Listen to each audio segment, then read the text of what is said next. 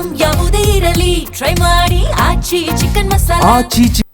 ಈ ಚಿನ್ನಸ್ವಾಮಿ ಸ್ಟೇಡಿಯಂನಲ್ಲಿ ಆಗಿರುವ ಮ್ಯಾಚ್ಗಳಿಗೆ ಸಂಬಂಧಪಟ್ಟಂತೆ ಟಿಕೆಟ್ಗಳು ಸಿಕ್ಕಿಲ್ಲ ಅಂತ ಸಾಕಷ್ಟು ಅಭಿಮಾನಿಗಳು ಪರದಾಡ್ತಾ ಇದ್ರು.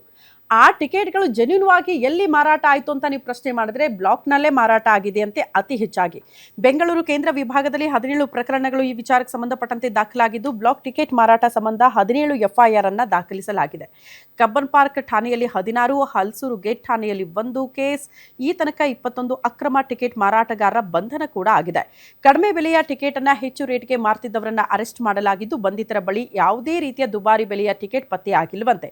ಬಂಧಿತರ ಬಳಿ ಇದ್ದ ಕಡಿಮೆ ಬೆಲೆಯ 37 ಟಿಕೆಟ್ಗಳನ್ನು ಸೀಸ್ ಮಾಡಲಾಗಿದ್ದು, ಟಿಕೆಟ್ ಮೂಲವನ್ನ ಪತ್ತೆ ಹಚ್ಚೋದಕ್ಕೆ ಪೊಲೀಸರು ಮುಂದಾಗಿದ್ದಾರೆ.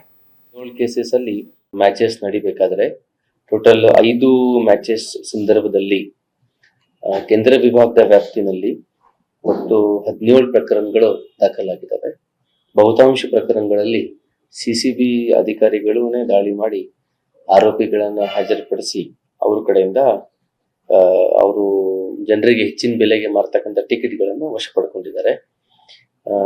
ಆಲ್ಮೋಸ್ಟ್ 17 ಪ್ರಕರಣಗಳಲ್ಲಿ 16 ಕೇಸಸ್ ಕಬ್ಬನ್ ಪಾರ್ಕ್ ಅಲ್ಲಿ ಆಗಿದೆ. 1 ಕೇಸು ಹಲಸೂರು ಗೇಟ್ ಪೊಲೀಸ್ ಠಾಣೆ ವ್ಯಾಪ್ತಿನಲ್ಲಿ ಸೆಂಟ್ರಲ್ ವಿಭಾಗಕ್ಕೆ ಸಂಬಂಧಿಸಿದಂತೆ. ಇವೆಲ್ಲ ಆರೋಪಿಗಳು ಬೇರೆ ಬೇರೆ ಸೋರ್ಸಸ್ ಮೂಲಕ 2-3 ಟಿಕೆಟ್ಸ್ ತಗೊಂಡು ಟೋಟಲ್ 17 ಕೇಸಸ್ ಅಲ್ಲಿ 36 ಟಿಕೆಟ್ಸು 37 ಟಿಕೆಟ್ಸು ಸಿಕ್ಕಿದ್ದಾವೆ. ಸೊ ಅದು ಬೇರೆ ಬೇರೆ ಸೋರ್ಸಸ್ ಮೂಲಕ 1-2 ಟಿಕೆಟ್ಸ್ ನ ಪಡ್ಕೊಂಡು